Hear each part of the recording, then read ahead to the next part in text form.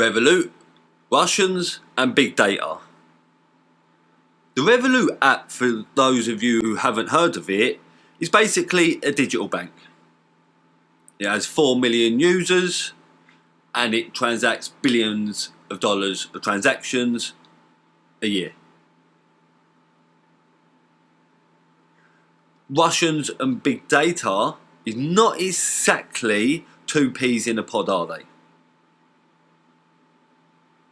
Brexit and Russians, Trump and Russians, Russians in Syria, Russian chemical attacks in England, blah blah blah, all this malarkey, it's been happening. But why does Revolut, a digital banking app, matter on a small scale? Well, let's look at the facts. It is owned by a Russian oligarch, Nikolay Storonsky, the son of a director for Gazprom, one of Russia's biggest companies. It is a new digital bank.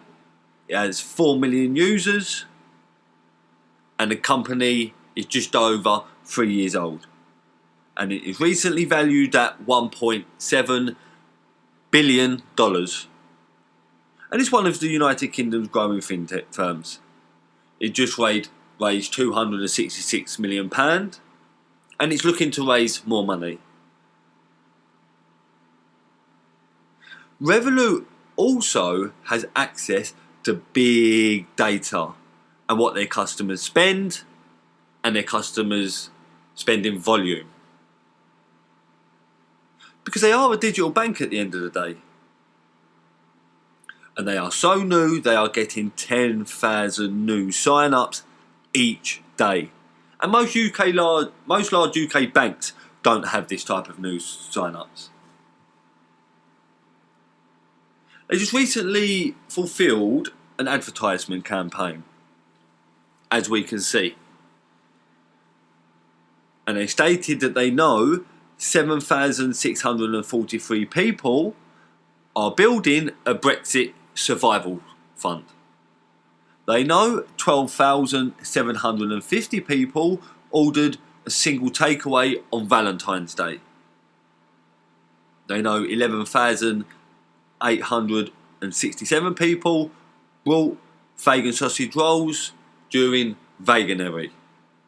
And they also know that someone in South London bought a drone just before Christmas. And they put all of these figures on their adverts, as we can see, and these adverts are in the London Underground, tubes, trains and buses. And it basically gave their game away.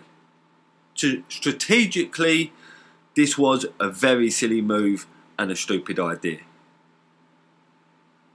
So yes, Revolut is growing, it is owned by a Russian oligarch, it has access to a lot of sensitive data, and it is valued at $1.7 billion, even though it is just over 3 years old. So what's the problem? The problem is Russians, big data, and Revolut is getting too big for its boots in the West. Due to their data actions and their stupid advertising campaign, here's the result. Freelance writer Iona Bain created a social media storm over their advertisement campaign. The Advertising Standards Authority have been filled with complaints. And they've referred this to the FCA, who are looking into this at the moment. And they've got an investigation against them by the City Watchdog.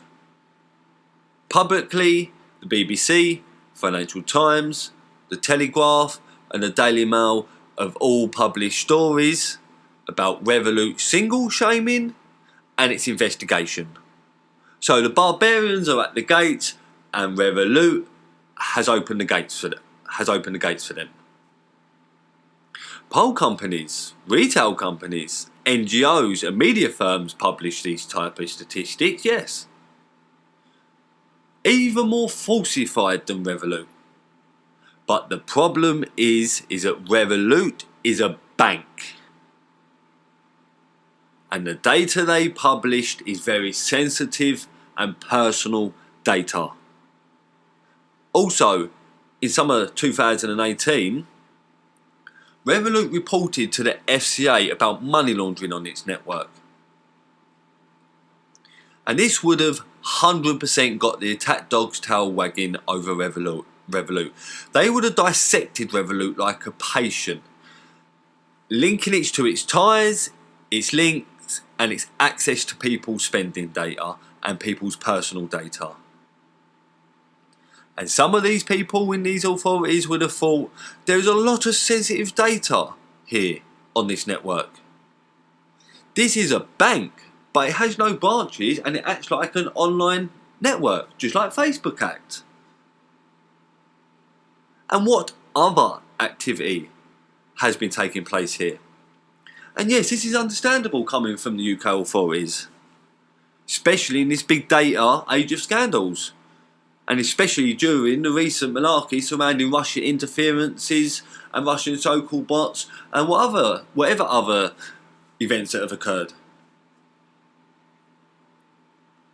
So Revolut basically opened the door for them to be investigated.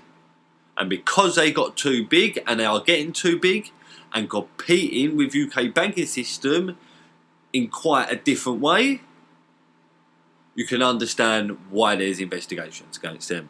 Personally, I don't use Revolut. I don't like the UK government having my data, let alone the Russian state through Nikolay Storonsky. But I also feel Revolut is a good bank. And I'd buy shares if it went public, even though I don't use it. But the bottom line is, Revolut needs to act more like a bank and not execute no more silly advertisement campaigns. It is not a media network, it is not an online network, it is a bank.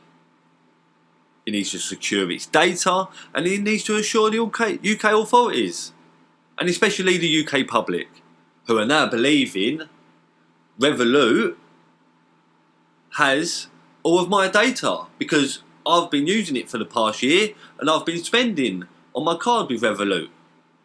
It's not a good thing to know.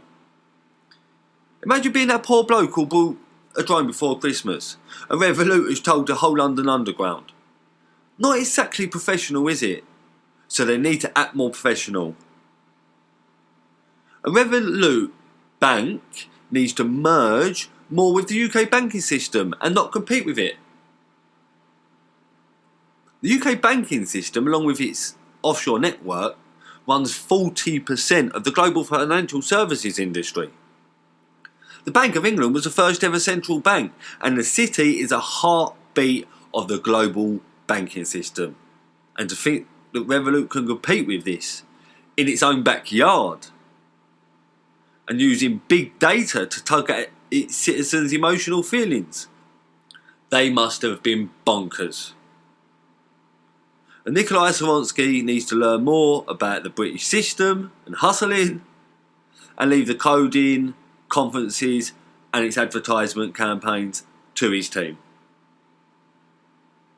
So keep your eye on this story, and there will be a lot to come over this in regards of Revolut and possibly media and publicly wise Russian big data and Revolut. Be lucky.